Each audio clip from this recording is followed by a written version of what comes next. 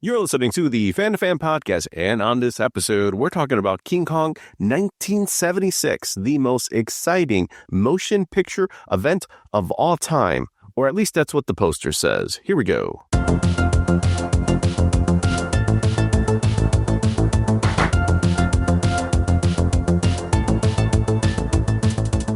Welcome back to the Fan2Fan Podcast. I'm one of your hosts, Bernie Gonzalez. With me, as always, fellow co-host Pete Charbonneau. And on this episode, we're going back to 1976 to talk about the King, because there is still only one King. That's right. We're talking about King Kong 1976. We'll provide some context for folks that may not be familiar with the Dino De Laurentiis produced adaptation. I'm excited for this one. My body is ready. It is 1976. The American merchant vessel Petrox Explorer has just set sail from the port of Surabaya in search of oil. What they find will shock the world. We may be sailing into the history books. She's alive!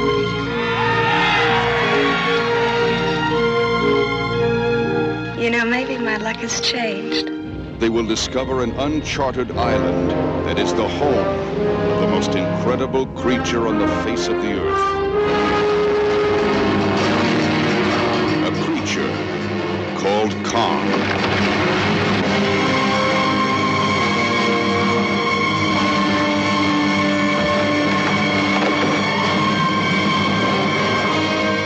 Dino De Laurentiis presents the most exciting original motion picture event of all time.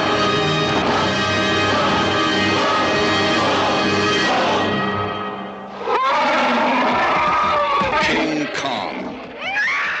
This movie I saw certainly growing up in the 80s, and this is one that for whatever reason popped up in conversation maybe years ago, Pete, and you seem somewhat dangerously excited about eventually talking about this movie. I do live dangerously from time to time in my life, and no more dangerously than my unabashed love for this movie. I find myself sometimes hedging my love for certain things, especially things that I know have at best kind of like mixed feelings or mixed reviews on, and I think King Kong 76 is one of them. But I feel this movie is ripe for a reimagining. Now, I'm not saying that it's perfect. I'm not saying that there are some quite obvious problems and disturbing things that we'll talk about with this movie, specifically the relationship between King Kong and Jessica Lange. But we've talked about comfort movies many times, Bernie, and this is right up there with maybe my most comfort of comfort films. I'm sure it harkens back to when I was a kid, when I first saw it on TV. There's just something about it. It captured my imagination in ways that I find myself keep going back to watching it. I would say I am 100% on board. Like the first half of the movie, absolutely love it. Love it, love it, love it, love everything about it. Once you kind of get to that point where, spoiler alert, you meet King Kong, it doesn't drop off a cliff. It's less interesting to me. And maybe that's just because it's a well-told story. It's been imagined many times. You know, the original is a classic. We'll get into all of this, I think. But there's just something about this goofy, big budget blockbuster that strikes a comforting chord with me. And so I always enjoy revisiting it. There's also something too about this adaptation almost coming out at like a time when we were getting ready for Indiana Jones and Jedis and Goonies and Last Starfighters and slashers, all the stuff that kind of made up a lot of our like 1980s childhood. And we were all primed for it. To compete are some very dazzling science fiction films. There are a lot of great years for movies, but 1982 is the greatest. That's the year that I officially fell in love with movies. I can't think of a year during my life that the lineup was equivalent. Week after week, you have one classic movie after another that holds up 40 years later. It was this great moment where nerds accidentally won. I always think of Alan, #StrangerFriend, Fan2Fan All-Star, talking about how he shared Monster Squad with his daughters. And gave me the perspective that for them, that was probably their first exposure to the Universal monsters. And we grew up with the Remco Universal Monster figures, and we grew up with the Universal Monster movies on marathons, creature features. That was kind of in the background, even though some of them had been released in the 30s, even as late as maybe like Creature of the Black Lagoon in like, was that 1954? But they were still, I guess for lack of a better term, old movies. They were black and white. They felt like they had some age on them. Movies that our parents, our grandparents had watched. And King Kong 1976 comes out a year after Jaws. We'll get back to that. It comes out at a time right before like the 80s pop culture explosion and all the stuff that we had on like our Trapper Keepers, but still kind of harkens back to this old black and white movie that comes out in 1933. Out of the jungle, a giant from the past, a primeval beast from the mists of time. King Kong. See RKO's Thrill Classic, the biggest gorilla picture ever made in motion picture history. It's coming now to your theater, the horror picture of all time.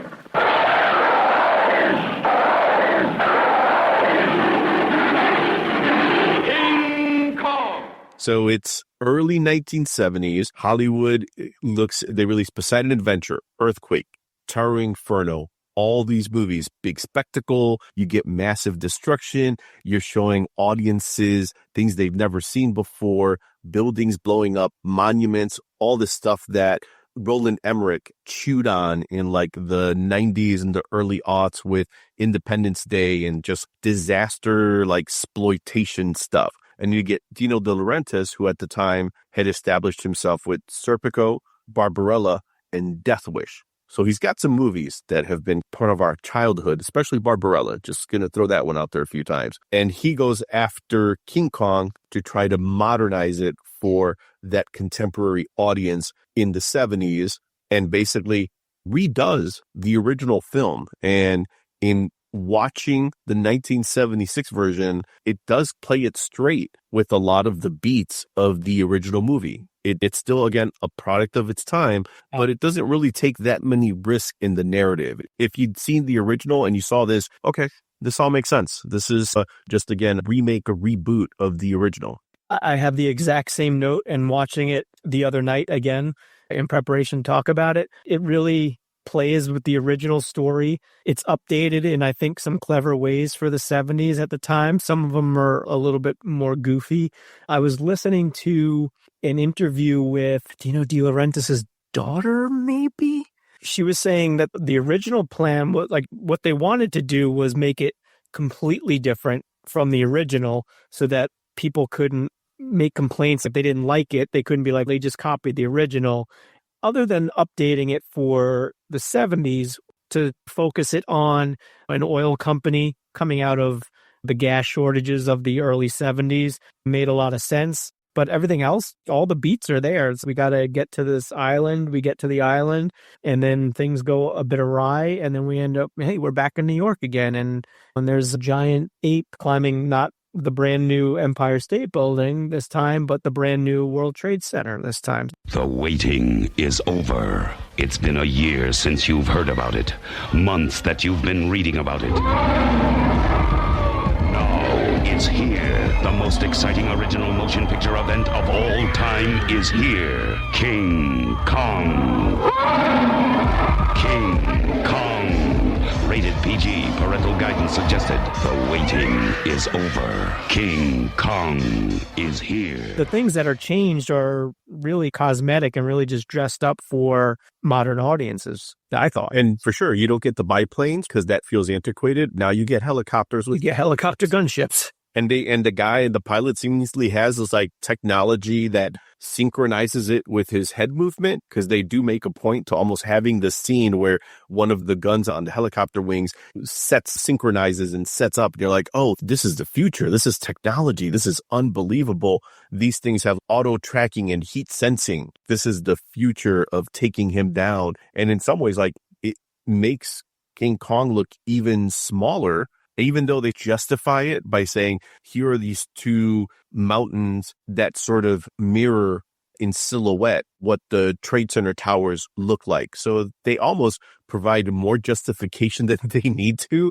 We got it. It's a giant monkey. He's going to go up the building. We know how this goes. But then they almost create that scene with Bridges as the anthropologist, monkey expert who's, oh no, he's doing this because he's following instinct. Guys, you are making this deeper than you have to. He's going to go up and he's going to get shot and he's going to fall. We know how that goes. And I think that's part of the goofiness of this movie is that when it's goofy, you'll have to tell me if you agree with this, it's insanely ridiculous levels of goofy in either the acting or the ideas behind it. Not only do you get King Kong captured, he ends up on a boat that has like a ape containment facility that's much larger than any boat I think on planet Earth would ever have. Like that's like just in the like cargo hold of a giant tanker. Unbelievable. And it's okay, that's ridiculous. You get some acting notes that are a bit ridiculous.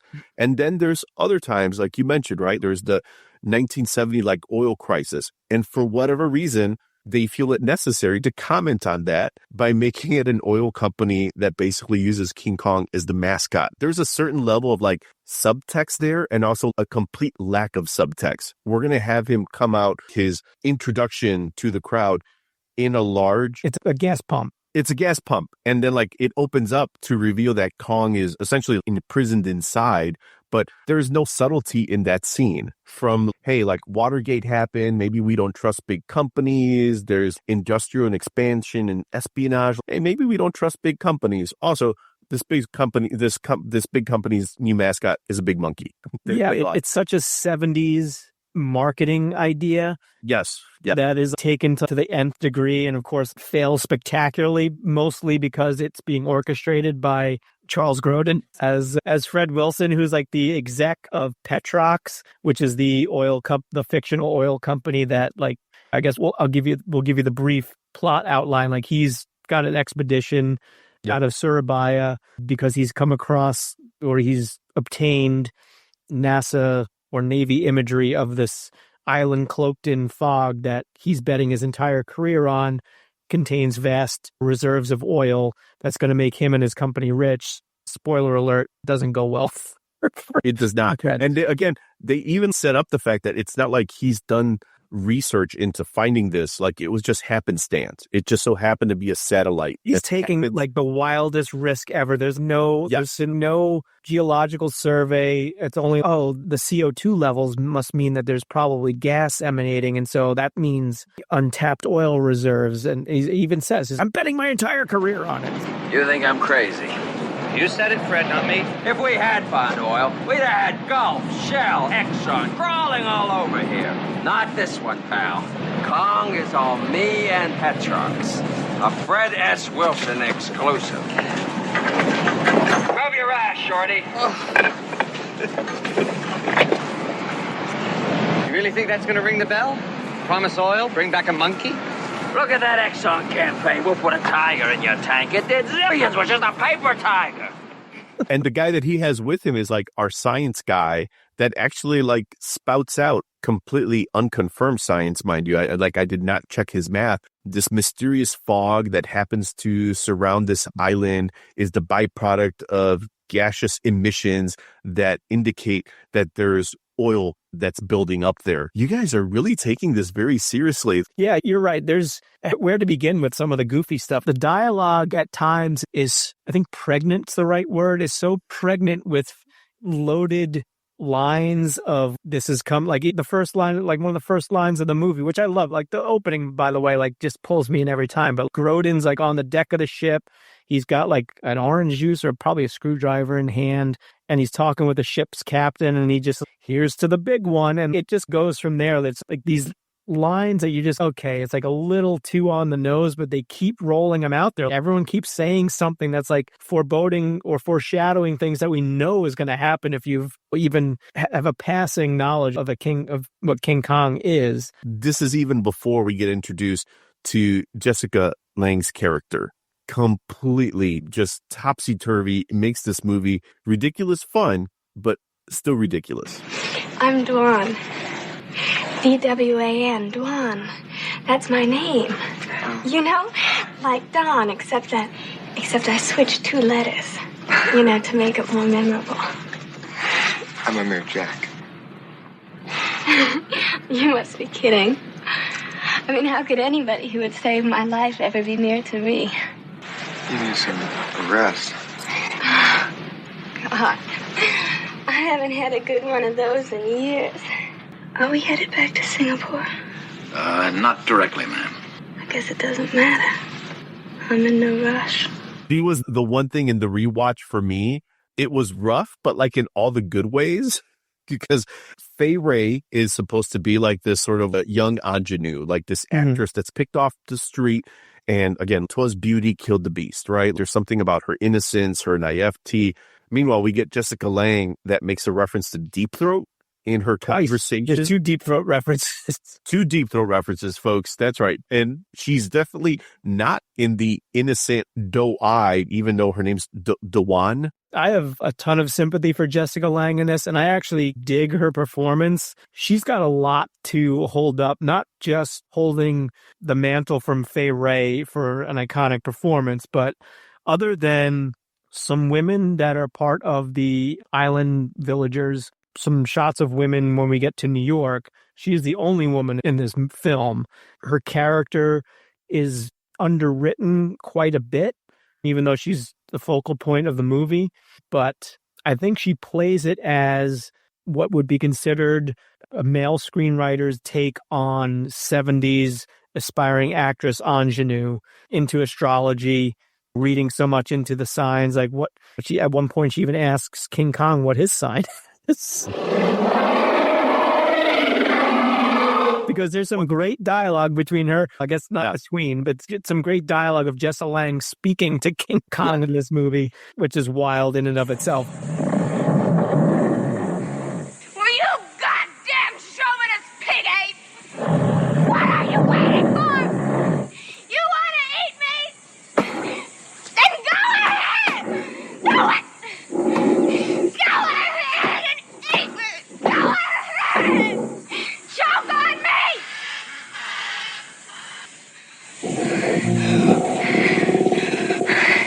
Oh, I didn't mean that. Honest, I didn't. Sometimes I get too physical. It's a sign of insecurity, you know? Like when you knock down trees. Such a nice ape. Such a nice, sweet monkey. You know, we're going to be great friends. I think the performance that she gives, I know that she's taken a lot of shit for it, but I think she also won a Golden Globe for this performance. I could be wrong about that. I don't know for sure.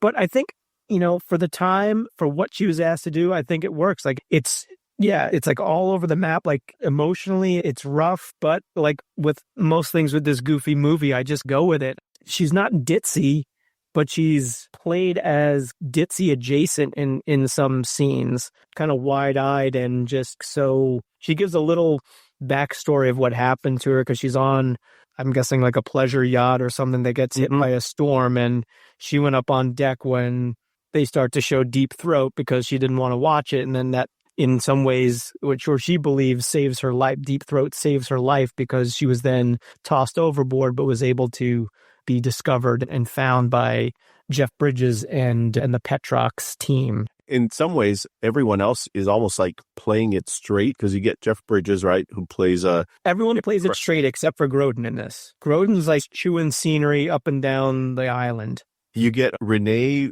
Auberjonois. I never know how to pronounce his name. I think it's Auberjonois. Yes, Deep Space Nine for me. Soap, I think, for a lot of people as well, right? I think he was famous character. There's a bunch of very familiar faces in the supporting cast in this one. John Agar, Ed Lautner. If you saw his IMDb, you would immediately Coach from Youngblood. There you go. A lot of those actors play their parts either straight, but in some ways, again, like compared to how Jessica Lange either chose to or was asked to portray her character of Dewan, that may be like the one single thing that is so different from this movie that still makes it a product of its time.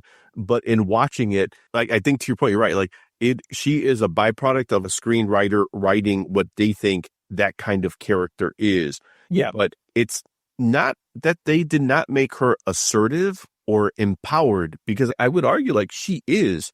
Yeah, I feel in some ways like Kong is shackled to the contraption when he gets to New York. She's shackled to her unwavering goal of becoming a star. That kind of informs a lot of her action and reaction to things going on around her.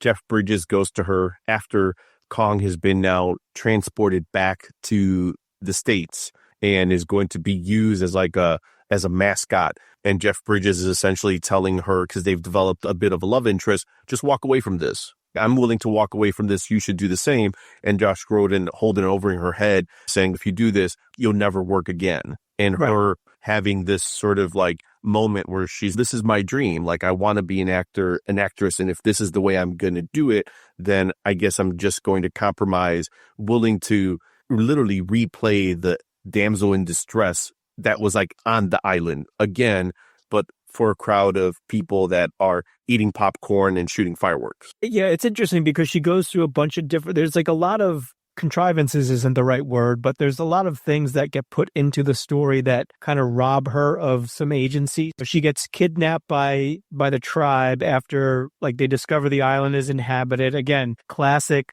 I always knew that Grodin was like kind of like the comic relief of sorts watching this, but watching it this time even more so, where he is wrong about literally everything in this movie. He has to, of course, be full of bombast and be over assertively. I know this, like when they get to the island and they come across like the giant wall, this island is uninhabited. And like, of course, once he finishes the sentence, you hear the drum beat going. So that's right. That's him like the entire movie. He is just wrong about every single thing. And he's great in this. He's absolutely great. Mother, that looks as old as the pyramids of Egypt. Could be.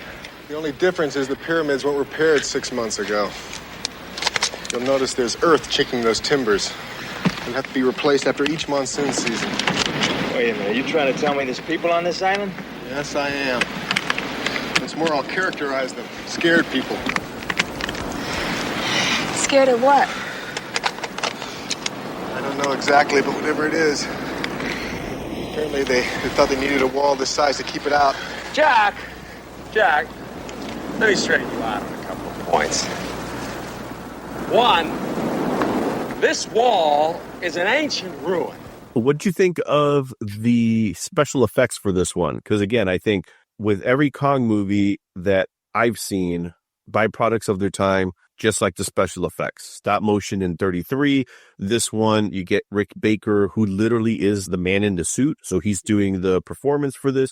But then also they get more limited, like full-scale mechanical Kong. They throw back to creating what seemed to be like the hand and a piece of the arm. Yeah, they get the mechanical hands, yeah. Yeah, so you can see it like in camera, and it obviously doesn't have the dexterity or the life that you would expect it to, but certainly more than the 33 version. So I think it makes a huge difference, and I'm glad that you brought up like Rick Baker being in the suit.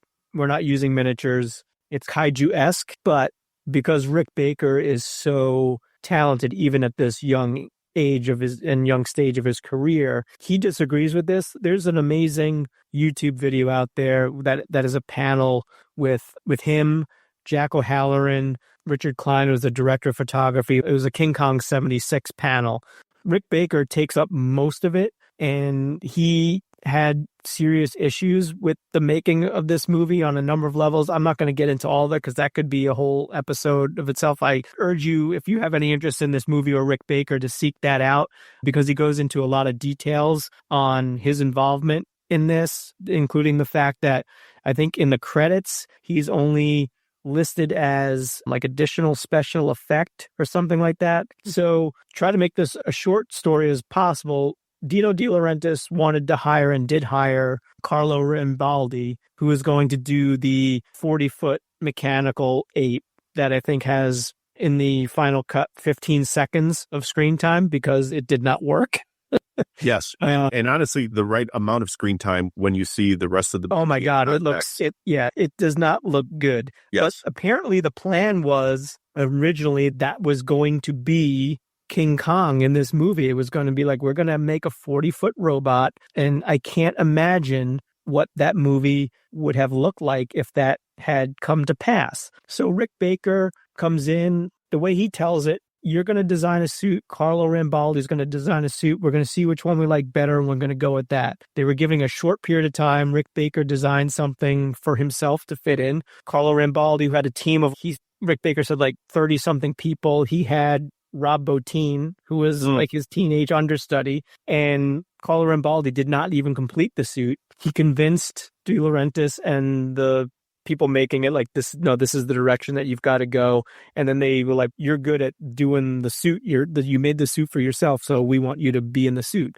I think the huge difference for me, because you've got a man in the suit, and even though there's contacts, you're seeing the eyes, and there's so much emotion that is portrayed by Kong in this movie through the eyes. To me, it garners like just way more sympathy than it would otherwise have done.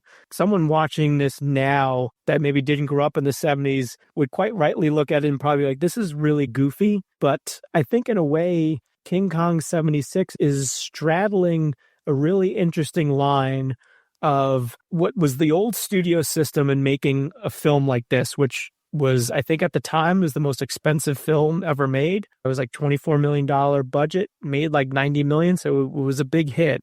But they poured a shit ton of money into this. And a year later, Star Wars comes out, which changes the game because we always have to bring everything back to Star Wars. But it's really true in a sense that movies were made differently after Star Wars came out, when you started having effects that Industrial Light and Magic, John Dykstra, all those guys and women put together. And this was really like I won't call it a last gasp, it's a milestone point of a certain type of filmmaking that was done back then with Kong, with the miniatures that they used. They recreated the World Trade Center, the plaza. There's parts of Skull Island that are clearly, they look like sets, but it's there to give you the scale of Kong moving through the world there. Rick Baker has made werewolves in An American Werewolf in London, monkeys in Greystoke, and aliens in Star Wars. But his career really started when the mechanical King Kong designed for the 1976 remake simply couldn't do what the director needed. While Rick landed the job of performing the King, the line at the auditions didn't exactly snake around the block. I think the one reason I actually got the job to wear the costume of King Kong was because it was a job that nobody else wanted. You have to be nuts to do it.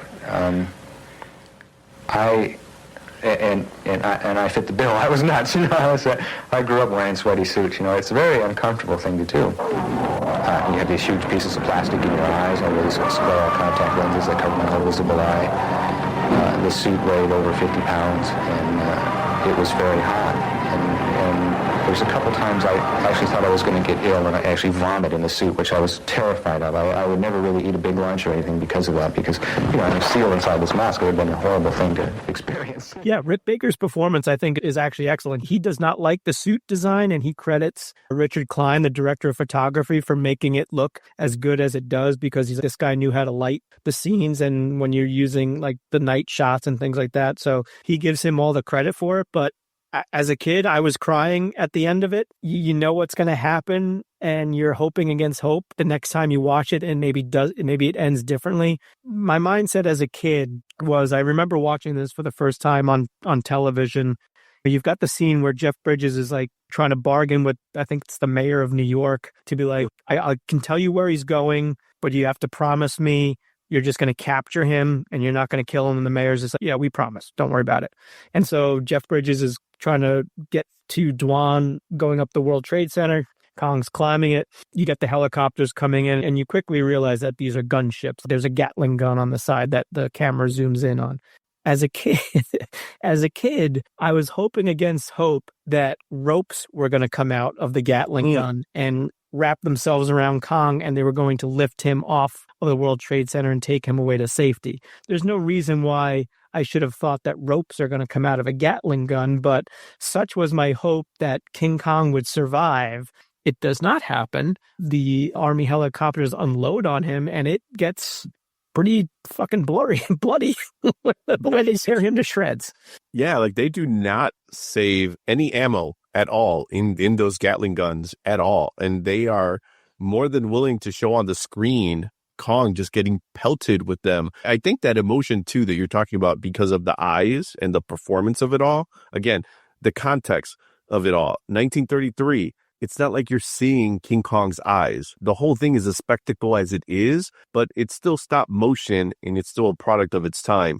The Toho era ones versus Godzilla, King Kong Escapes, those were the googly eyes. It was goofy. He looked like he was drunk. I do think in one of them, he was drinking like... he was drinking like the berry juice, right? Yeah. Yeah. So technically, maybe that's exactly what they were going for. So he's not meant to be sympathetic at all. So it's not until this one where you do get like some really tight close-ups of Kong and he's reacting and Jessica Lange is reacting to him and they're actually creating, albeit it's not a one-sided relationship. I was going to say that, but I'm like, no, like Jessica Lange is talking to him, but he is very much using nonverbals to talk back to her. She's begging him at the end to pick her up again so that he doesn't get killed. And it's interesting how she and Jeff Bridges, who is like watching from afar, but he's cheering when he like smashes the one helicopter. They're rooting for Kong to live. It's a very different emotional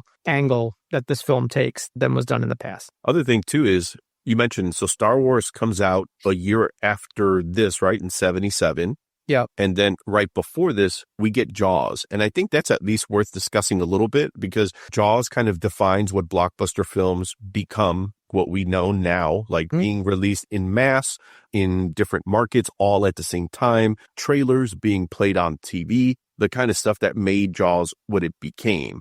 And then part of the story that's baked into that is like the happy accident, serendipity, whatever you want to call it. I'm sure Spielberg would have called it unbelievable frustration at the time that the shark doesn't work. But because of that, and the genius behind all the people behind Jaws, they're able to lean into it and tell a story in spite of, thankfully, because the mechanical shark doesn't work. And it feels like that's almost hiding the special effect because it doesn't work and it's not successful. So let's not put it in front and center. This is like the opposite. We can't hide the monkey. We can't hide King Kong. So what we're going to do, put him on screen, which I think as much as he may be frustrated with his work and maybe what he felt were limitations, I think that's just more credit to Rick Baker because there was nowhere for him to hide, especially at the point where the other guy had already proven a mechanical Kong, quote unquote, full scale Kong just doesn't work. If you can't put that on screen, what do you have? And I think that was Rick Baker to his benefit, realizing, wait, it's the eyes. If we do that with the right amount of makeup and the right man in suit special effects, this can still work. And we're still going to need a lot of tricks for scope. And I'm sure just like in the 33 version, they did everything they could and then some, pushing the envelope with what they could do in 76. But there's some shots that, yes, they're obviously, like you mentioned, composite shots.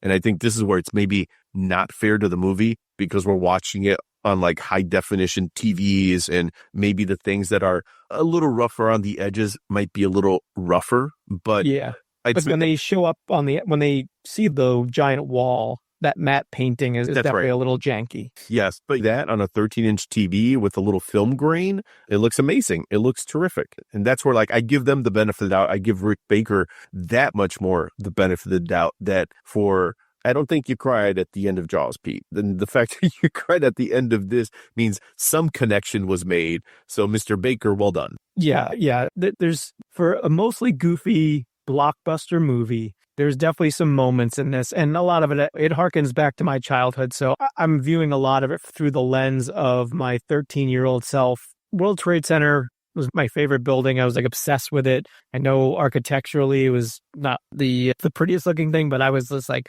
I love the Twin Towers. I got to go to the Twin Towers. So when my grandparents would take me into the city, we'd always go to the Museum of Natural History. And I'm like, we've got to go to the top of the Twin Towers. That's where King Kong was. Empire State Building was like distant second over to. And we came in one time, got up out of the subway. We're walking down the street. I can see the World Trade Center in the distance. It's many blocks away. And there's a giant crack in the sidewalk because this is like early 80s New York and they needed to do some work on the city. And I'm like, I remember going, Grandpa, this might be where King Kong landed when he fell off World Trade Center. He made a crack. Love it. And my grandfather was nothing if not, I was the first grandchild born, so I was special in a lot of ways. And then just remember him looking at me as like, you're probably right. And for years, I believed that's where King Kong landed. It was on some random sidewalk in Manhattan. Did your grandpa explain away all the bloodstains that were next to the crack as well? Or did you just decide to circumvent all that? Is young Pete, or we're just going to skip? Just keep walking. Cranberry juice. Cranberry. I'll get you a second burger at Burger King. Just keep walking. King Kong on King Kong glasses. Get one free at Burger Chef when you buy a Big Chef or Super Chef, large fries, and a large serving of Coca-Cola. Or get one with purchase of a regular size Coke at a special price. King Kong glasses. Get all 4 for your kids. You want a straw? You get one you like at Burger Chef. There's some shots in this that are just flat out gorgeous. And I want to say that it was nominated for an Academy Award for cinematography, possibly. It won the Academy Award for Best Visual Effects. That's what I'm talking about. On the screen, Kong is king. But behind the scenes in this movie, it's the special effects people who rule. The ape certainly isn't going to win an acting Oscar, but the people who brought him to life will win theirs. King Kong and another film, Logan's Run, are being given special Oscars this year for the visual effects. Kong made almost real with optical illusions, models, and a huge $1 million mechanical arm so strong that actress Jessica Lange feared it might crush her. Logan's Run, a science fiction story set in the 23rd century, used a whole range of trick effects. Photographic images superimposed one on another, laser photography and holograms, traditional miniatures, and the time-tested Buck Rogers blow-up-everything technique. In pictures like these, the effects technicians are more important than the actors. People like Rick Baker, not exactly a familiar Hollywood name, yet for months Baker put on his giant contact lenses, climbed into a monkey suit, and went before the cameras. In fact, Rick Baker was King Kong. The Oscar recognizes the total achievement in special effects, no individual award for Baker, and that drove him ape. Just the fact that I designed Kong, sculpted Kong, built Kong, and played Kong in the picture, and the fact that I didn't receive a credit that was virtually nothing, and that somebody else is receiving an Academy Award for that is upsetting. Upsetting to others in the filmmaking business is the prospect that the whole technique of illusion could be subverted, misused by the media, or even by government. Techniques such as rear screen projection have been polished to a high art in Hollywood. An actor photographed against a background showing the ground below, giving the illusion of a plane in flight. This movie, Capricorn 1, now in the making, is about scientists faking a space shot, doing it all in the studios, showing it on TV, all to get more money from Congress. It's a fantasy, a movie about special effects used for propaganda. There are people involved in filmmaking now in special effects and that can do things that are beyond belief. What this film tries to tell everybody is don't believe what you see just because you see it. If this movie's made now, and obviously there was the remake that was done a couple of years ago, a lot of CGI, beautiful to look at it in its own way, but there's something about the location shots, and I believe they shot on location in Hawaii for the island scenes, but there's that scene, there's an amazing composition shot where super wide, they hit the beach. You've got the boat in the foreground. You've got Dwan and Jeff Bridges off, and you've got a couple of the crew members. And the way that it is set up, and in the background, you've got like the rock formation and then the jungle. It is a beautiful shot. And the work by Richard Klein in the cinematography of this, it's constantly giving you a sense of scale. There's like a shot that pans out as they're walking the island when they first get there that just gives you a shot. They're in this valley, and it's just showing you really they're tiny, and this is an expansive island. Some of the shots that are low, that are looking up at Kong, there's just some great camera work in this. And as I was watching it again, lately, I was noticing it more and more that the matte painting stuff aside and some of the stuff that's a bit dated, the scene where they first make it to the island, they like get on that little, not the main ship, but they get on the little smaller boat that kind of takes off, that they're going to hit the island for the first time, and they disappear into the fog. And then you got the shot is behind the boat, and it's over the shoulders of the people on it as it finally cuts through the fog, and you see this gorgeous beach. And there's just something about that decision to have the characters and the audience cutting through the veil at the same time, and we're all discovering and seeing the island for the first time together. It's just great movie making. That whole scene where they just reach the island is amazing, because I thought that was the scene where it reminded me that this movie easily could have been something that we both have a soft spot for, a Doug McClure type movie. This could have easily been The Land That Time Forgot, with, again, very cool matte paintings and more of a pulp adventure type tone. But I think you're right. That cinematography is actually what I think elevated it and made this movie feel a little bit more grand, because you see the shots of that rock face when Dwan is running and Jessica Lange's arms are like flailing in every direction possible. She's a free spirit and she's not afraid of the threats that could be on this island. But that massive rock and the small hole that they sarcastically say, I think it's Rene or Rajabat, I guess we're going that way because that's the only way out. I think those shots set up scale. That way later when we start getting a bit more of Kong and we see him compared to the size of the wall, and there's like the one scene where they're going through all of the mechanics of opening the wall but just enough to lure Kong in so that they can capture him. And they're going to open up the door, but it takes 3 or 4 men just to push the mechanisms in place. And all of that felt like tangible. Nothing felt like it was miniature. Everything felt like, oh no, that looks like that weighs enough for 4 or 5 men to have to move that. And when Kong was there beating on the wall, that thing is splintering. Like that, I don't know how you do that, guys, but this cinematography, the lighting, the fires that are lighting the scene, to the cinematography's credit, it looks right, and I think only helps where there are moments that could be ridiculous, but they're not, because they give you the sense that this is big. And even the parts where it could be more subtle, like I always remember they go back to it 3 times, the radar.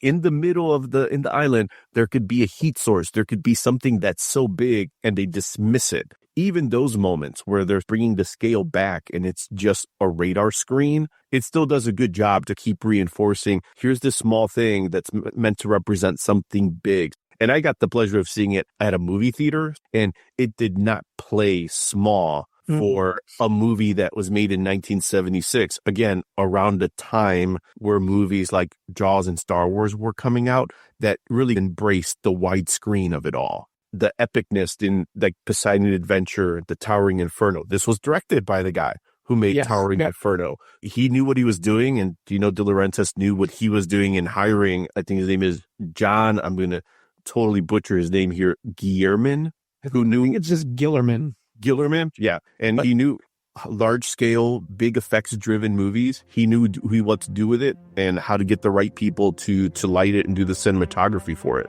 The other thing that is going for this film that elevates it is the score by John Barry, which is for sure, 100%. Flat-out great score.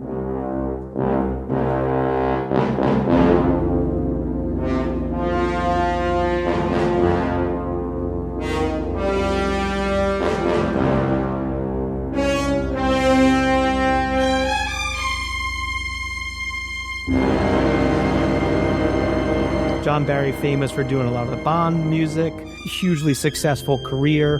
I read that for this, you had to work a bit differently because this was such a big budget film, and when you're dealing with a mechanical Kong that doesn't work and men in suits, and you got different units. So you got people on the sound stage with Rick Baker, and you got people in Hawaii doing this. I guess he was given stuff week to week and had to score it as he went, which was not his normal way of doing it. Okay. Just given that, what he's able to produce here is phenomenal. The score is outstanding. And we get like the change in music from like the setting up of the mystery, the island music. We get like the title stuff that sort of gets replayed, especially towards the end. It's big, but I think that, again, just like the soundscape of it all, if you're going to have a giant ape movie, and he's either going to be on an island and he's going to be in the cityscape of New York. The soundtrack has to match that. Watching it again in a theater with a pretty good speaker system, whoa, it felt big. Yeah, and I feel like it's epic when it needs to be. It builds in the right place because it leads you up to the reveal of Kong, and then it's also very tender when it needs to be. And I guess that's probably not the best way, but it's the way that I'm going to take to segue into probably the biggest weird, uncomfortable, problematic part of King Kong, which is, this is by my count, maybe yours, maybe you feel differently, this is definitely the horniest King Kong of all the King Kongs. Great thing, there is no comparison, Pete. There is one horny Kong, and this is it, 100%. We both know the scene we're talking about, where that finger doesn't go just once, but goes a few times to try to give a young Pete Charbonneau a full vision of Jessica Lange's beauty. And I don't know what was going on. I don't know if they were trying to, I guess I'll ask you, do you think they were trying to be risque? Do you think they were just trying to be like, hey, this is not a family-friendly Kong, we're going to take some risk? The top comes off. I noticed it the last time that I watched it. Not that I was looking for it, but I'm trying to remember, like, how far did they really go with this? I'm like, it's a split second, but properly embarrassed for Jessica Lange, I would say. Okay, we know we can suspend our disbelief, and there's not a giant ape that's fondling her. That is literally an army of crewmen off screen that are pushing this someone like working the mechanical finger. Yes, and you just know that's like a bunch of fiberglass and styrofoam and putty and plaster that's just going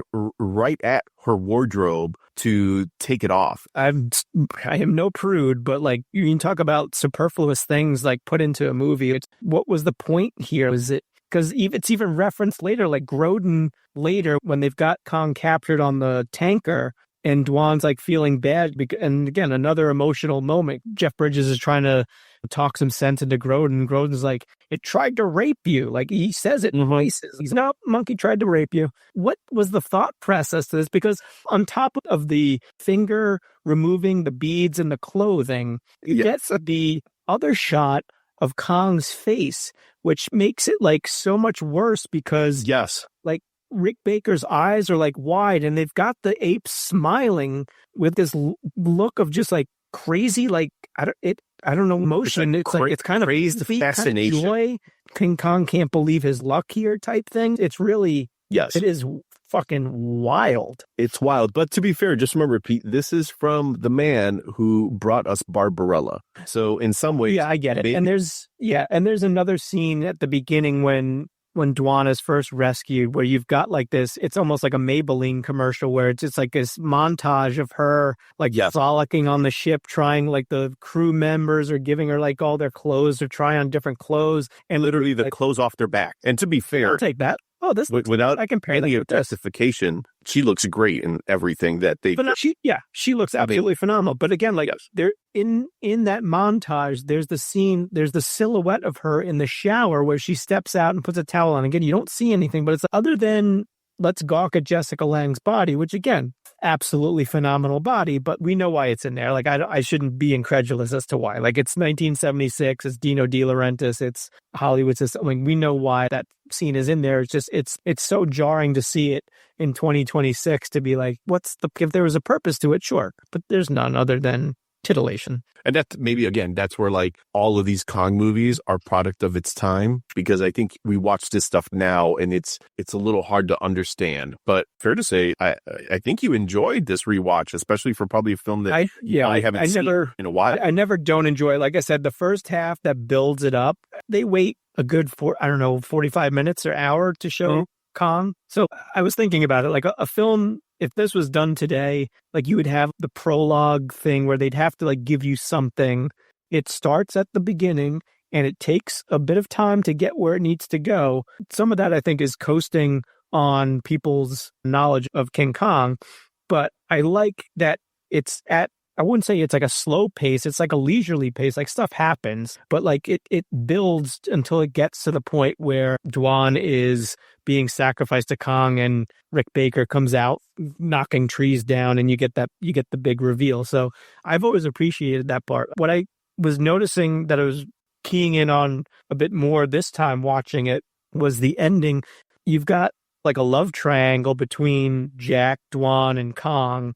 Dwan and Jack are drawn together and really solely because of Kong. Like they're thrust into the situation. Like obviously they have feelings for each other before they get to the island. Kong is literally keeping her from him at some point. He rescues her. They go to New York. And then when Kong dies falling off the World Trade Center, there's nothing holding them together because she finally gets the fame that she wanted, not in the way that she wanted.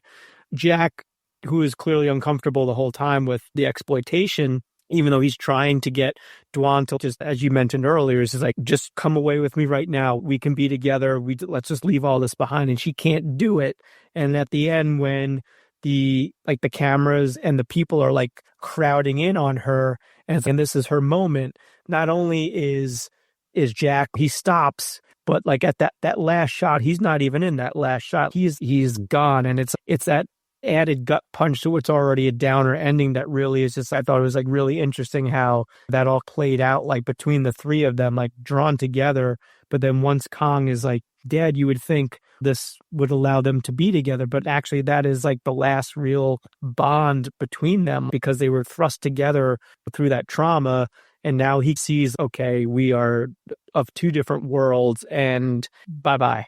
And best of luck to you. Hopefully you appreciate the stardom that's now being thrust upon you, but I can't be a part of that world. And I think he's aware of that because like in that changing room scene, he is being honest with her. We don't run in the same circles. I don't think you would enjoy the lifestyle that I have of essentially of a professor. I don't think I would be able to keep up with your needs. And in some ways, maybe this is like a Speed situation where you know that Sandra Bullock and Keanu Reeves are not going to stick around after the events of... Gotta wait for Jason Patrick to show up. 100%. Yeah. Then you got to go into cruise control for this all to happen. So it's like, maybe that's, again, the maturity of a movie that happens to also feature Rick Baker in a monkey suit. There's some things that are like, okay, this is interesting. And just even the panning away of it all, because it's the crowd surrounding. And I swear, I remember it, Pete, some of them even like traversing onto Kong to take pictures of him.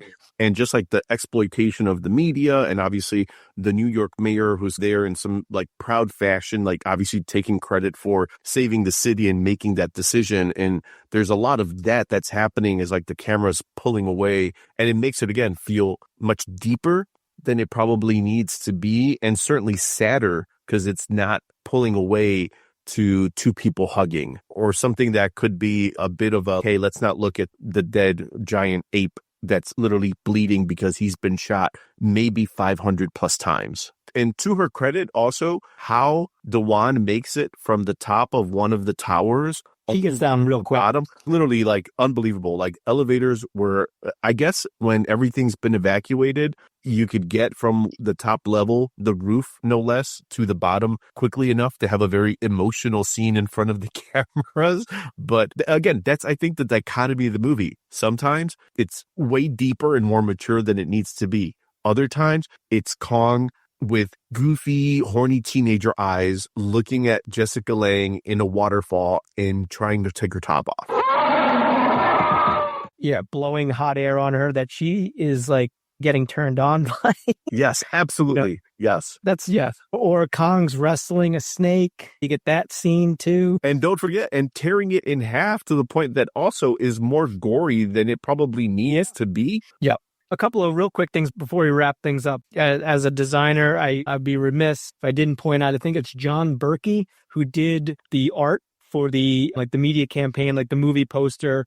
There's like the iconic one of Kong astride both of the Twin Towers, which of course we don't see in the actual movie because Kong's only 50 feet tall. But might have taken a little liberties in the marketing campaign. Yeah, he's like crushing like a jet in one hand. Great artwork. He did a series of them. There's one, Kong seems to have the same face in all of them. There's one where he's fighting the snake. There's one of him bursting through the gate. I think there might be another one of him destroying one of the New York subway trains. Really great, iconic stuff. So I wanted to give him some love here on the episode. I got a couple of trivia points. Don't know if you know this or if our listeners do, but the roar of Kong voiced by someone pretty famous, someone that's been discussed on this podcast before, and someone pretty famous in voice acting circles. Do you know who that might be? As a 80s kid, my brain immediately goes to Frank Welker. He voiced everything from Transformers, G.I. Joe, and every cartoon. It's a great guess. It's not Frank Welker. It was done by Peter Cullen. Really? Okay. AKA the voice of Optimus Prime. And my final little trivia bit, there is a pretty famous actor that was offered the role of Jack that turned it down before Jeff Bridges took it. Kind of think we've definitely discussed him before on the podcast, at least tangentially. He's real cool, Brewster. Chris Sarandon. Chris Sarandon, really? Wow. Okay. Yep. I wonder if what he would have done, because again, Jessica Lange, this was like her debut role. I always associate Fright Night with 83, 84, 85, somewhere around there. And then obviously like Princess Bride, like after that, before Fright Night, Chucky, I think, or right around that time when he's the cop in Child's Play. If he was considered for this, would have certainly been younger. That is the other part too that we have not mentioned about Jeff Bridges, is that there were a lot of choices in his hair and facial hair decision that I think, Pete, could not have just been an accident. Do you think they were trying to make a little bit of a parallel of the ideas of this guy's got a bit like the shaggy, hippie, unkempt professorial look, like he's not interested in his hair, in his looks, as he is about his studies and protecting animals, but also, all right, he's got this sort of almost like ape-like hair to him. He's maybe closer to Kong, closer to the animals that he studies. That's a great observation. Yeah, I was thinking like clearly the look of him was in mind of someone that would have been on one of the Greenpeace boats, like trying to absolutely cause havoc with an oil tanker. So it sets up the Grodin character versus him, even though they work together, although at odds most of the time. Was watching it this time and being like, man, there's a real battle going on here between his and Jessica Lange's hair. Is what's the most beautiful mane in this movie. Yes, both sets of hair could have been featured in a campaign for L'Oreal circa 1976. This one certainly held up for a movie that is quite a few decades older than the last time either one of us probably saw it. But I think there's also something about having talked about like King Kong 33, King Kong Godzilla of it all, that there's something interesting about the idea of Sherlock Holmes and Zorro and these like properties that seem to get rebooted for like different generations, where we see an introduction of King Kong in the aughts by Peter Jackson, and there's no practical effects, but there's certainly like Weta and the artistry and the craftsmanship, the stuff that they certainly learned and honed through the Lord of the Rings movies. And for all of that movie's issues, and it has a lot. I think the biggest one for me always is length, because that movie just feels long in watching it. It does some amazing things with Kong as like a character and really treats it as a character.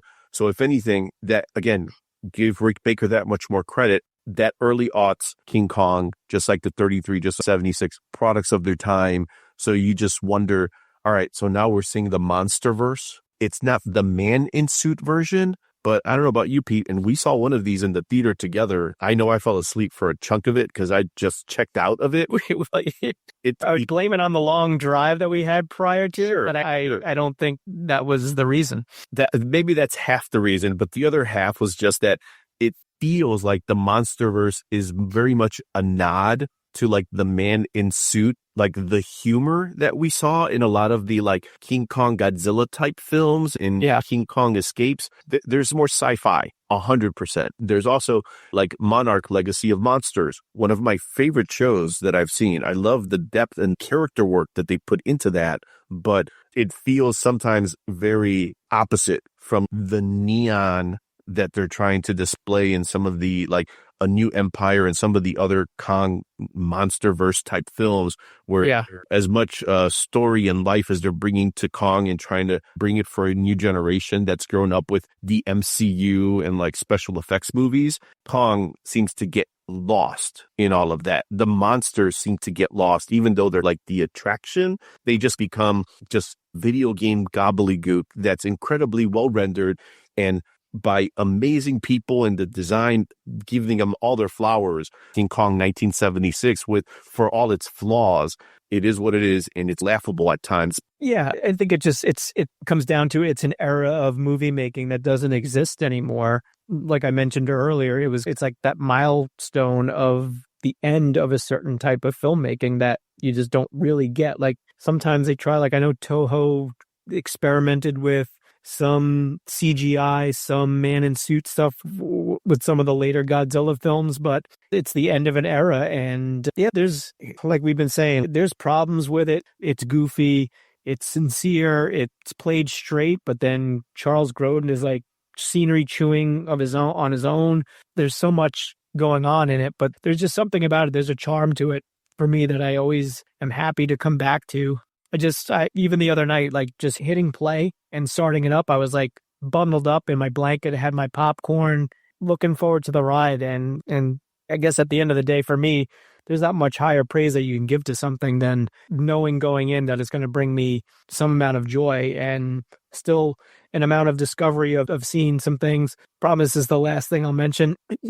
Never noticed before, but Grodin's got a fucking masseuse on the island at his tent. Yeah, he does. Massaging his shoulders while he's on the radio. Had never noticed that in all the times that I've watched it before. And I'm like looking at this, I'm like, it's fucking masseuse. Yeah, he's an oil exec. So ridiculous. He would have a masseuse. Are you kidding? Of course he would, but yeah. How it escaped me all the other times, I don't know, but it didn't this time. So I'm still discovering new things about King Kong 1976. Now, folks, we'll have to stay tuned in when we have our 3-hour conversation about King Kong Lives, the sequel to this movie. Oh, my God. Linda Hamilton, I'm looking at you. That's right. If you thought you couldn't chainsaw into a giant monkey's chest and give him a heart transplant, you'd be wrong. You'd be wrong.